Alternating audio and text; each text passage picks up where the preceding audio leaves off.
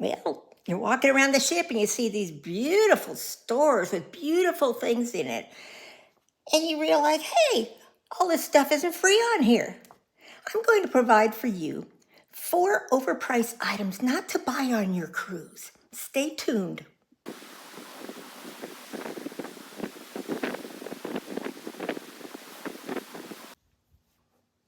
Hi everybody, Grandma Bev here from Life with Grandma Bev, and welcome back to my series on tips for cruising. I've got about 3 more of these things. So I hope you've been enjoying them. Are you tired of me yet? Go back if you haven't, if this is your first time watching one of these. Go back to the first one and you'll hear all about my background and why I feel like I know a lot about cruising. But today I'm going to talk about 4 overpriced items you shouldn't buy on a cruise. Yeah. Now you get on that cruise and boy, you start walking around and you hit the stores. Oh, it's like, oh, wow. Now when you're in port, they aren't open. But when you're out at sea, they are. And they'll have all kinds of specials going on. And I got a cat hair here. But it's the stage is set for those who love to shop. They have duty-free signage, meaning you don't have to pay the local tax. Yeah.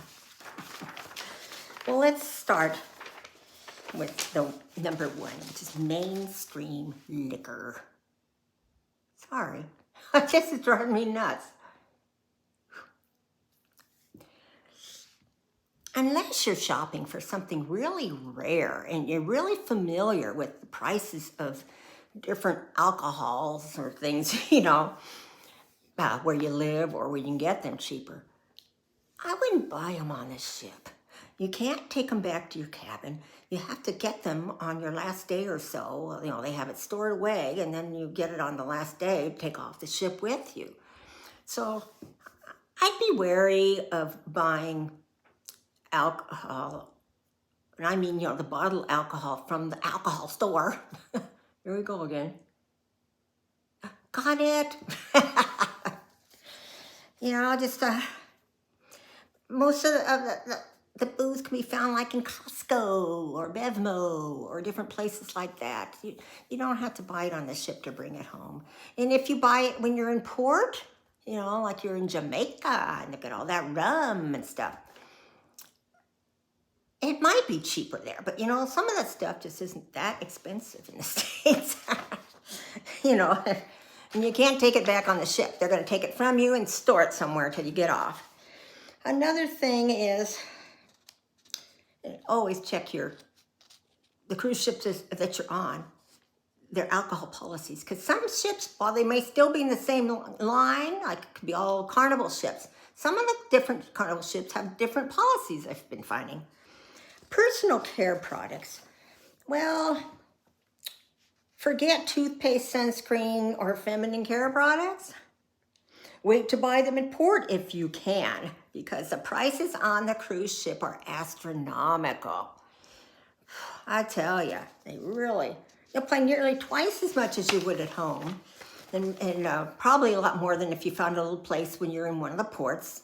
Walking around on excursions or things, and you happen to see a little store. Oh, wait, they've got toothpaste here. Let's grab that, Save yourself a bunch of money. Another is medication. Woo! I remember one time I needed to get some kind of medication, and it was like $20 for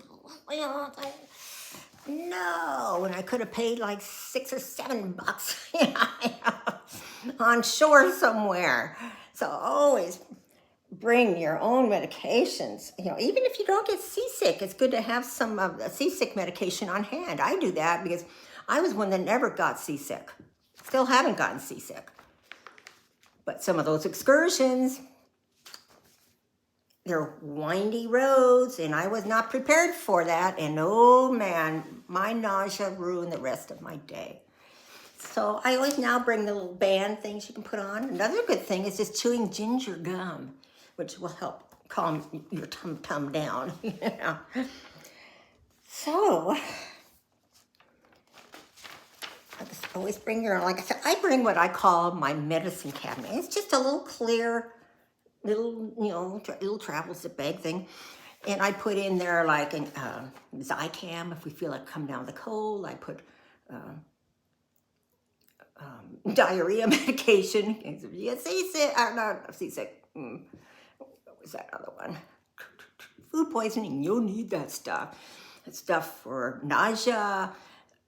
Just various things that you think you might need. You can always find them in little packs or transfer something from one of your big containers into a little container. And that's my little medicine cabinet.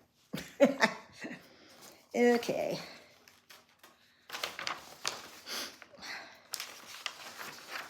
Electronics.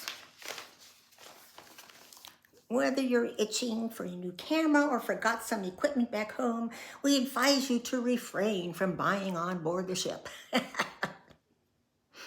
it's something little, like a memory card or something, but, use your own judgment. A lot of times you've heard, you can find them in port because each port is there to cater to the people that are traveling. You will find somewhere that you can find some of those stuff. I'm almost certain. Let's see, what do I have here? Did I have another one stuck in with this one? 3, 4. Oh, I do have one. Take that off. I stuck one together. That means I'll have a few more to do. Okay. Another is insurance. Check with your different health insurances that you have to see what would be covered if you were to get sick while you're in another country. You don't want to be stuck somewhere because you can't pay the bill to get out. Or if they have to, evacuate you from a ship in a helicopter. Always check to see what is covered and get the most coverage you can because you just don't know what could happen.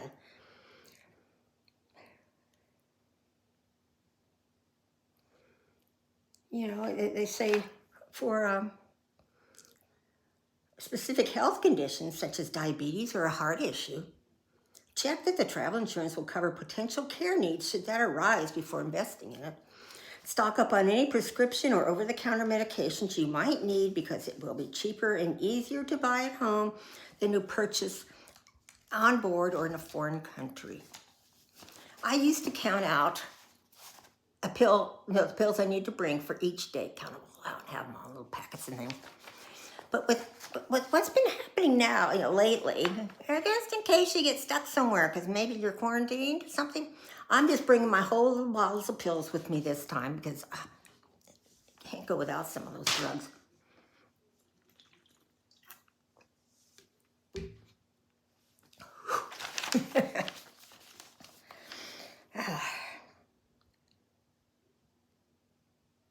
Oh, here's using your retirement schedule to your advantage. Now, for those of you who are retired, why go to some of these places in their very peak season? It's going to be so much more crowded. It could be not 10 times, but a lot hotter. If you can travel before school is out or when school's back in, you may find that you enjoy your trip a lot more. Like June, July, and beginning of August tend to have pleasant weather and therefore the prime time. So if you pick a different month, you might find cooler temperatures, better prices, and less kids. Sorry, people with kids. Plan an event to go along with the cruise. Rather than taking a cruise early in the year and then getting together with friends or family later in the same year, present the option of a cruise to your relatives and longtime friends.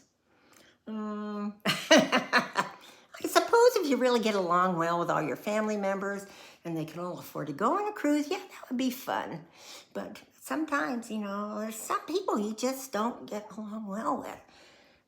We won't travel with people that we know are already complainers, you know, because we know on the ship we're going to hear nothing but complaining. And I don't want my trip ruined by someone that's complaining about every little thing.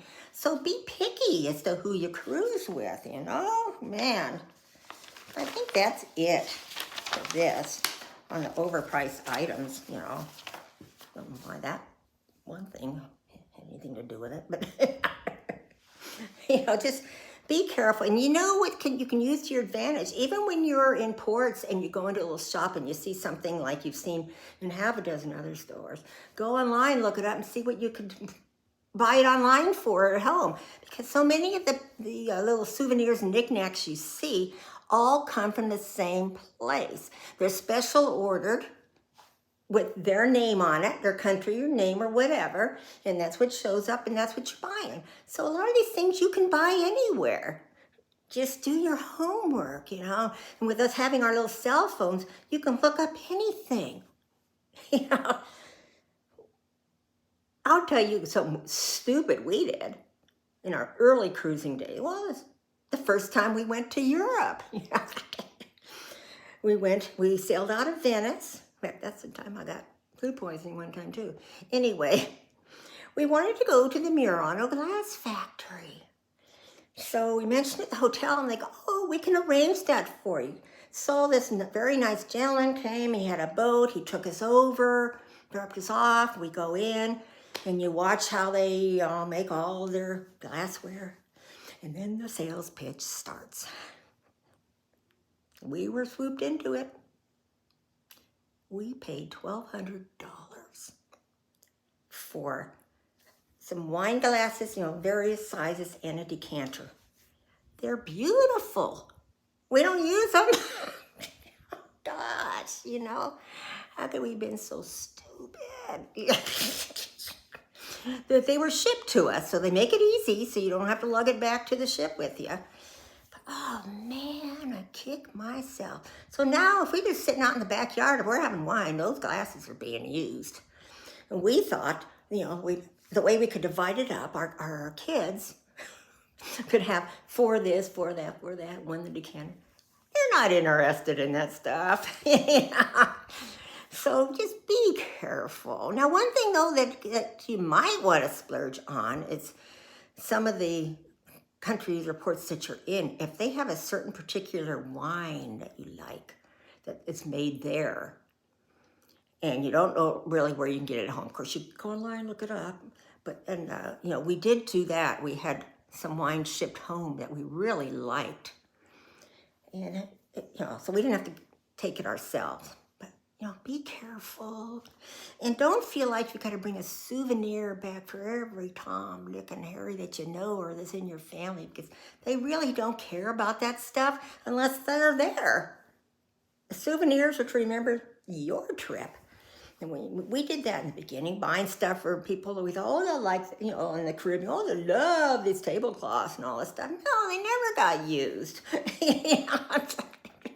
Because once person passes on and you go through their stuff, you'll find a lot of the things you bought them packed away somewhere that never used. So don't worry about buying stuff for other people. Grandkids maybe, yeah. What we did for several years, and we spend winters in a motorhome. We go down south for the winter, you know, we're snowbirds. So you're very limited on space in a motorhome that you can put Christmas decorations or trees. So we got this little, you know, 3-foot tall tree. And when we go on our trips and excursions and things, we buy little Christmas ornaments pertaining to that trip, kitty related, because we have kitties. And the purpose is we can put all those on the tree. And, you know, cats like to...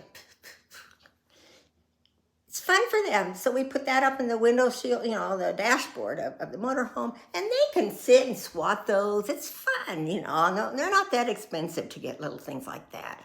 Or sometimes you could get, if you're an avid book reader and you use bookmarks, buy bookmarks everywhere. If you need pens, buy pens. You know, I mean, there's ways to get away with not spending a whole lot of money for stuff that maybe you're not going to use once you get it home. So I think that covers it for that. Let me see. Let me check. Yeah, that's enough. If you think of things, please don't hesitate to ask me down below. So comment below, share, like, and subscribe. And I hope you're enjoying this series. I've been wanting to do them for so long. And when we get on that cruise ship, there'll be more coming because each of the ports that we go into, I'll be doing videos on. So I hope you're having a good summer, a happy day. I love you all. Bye.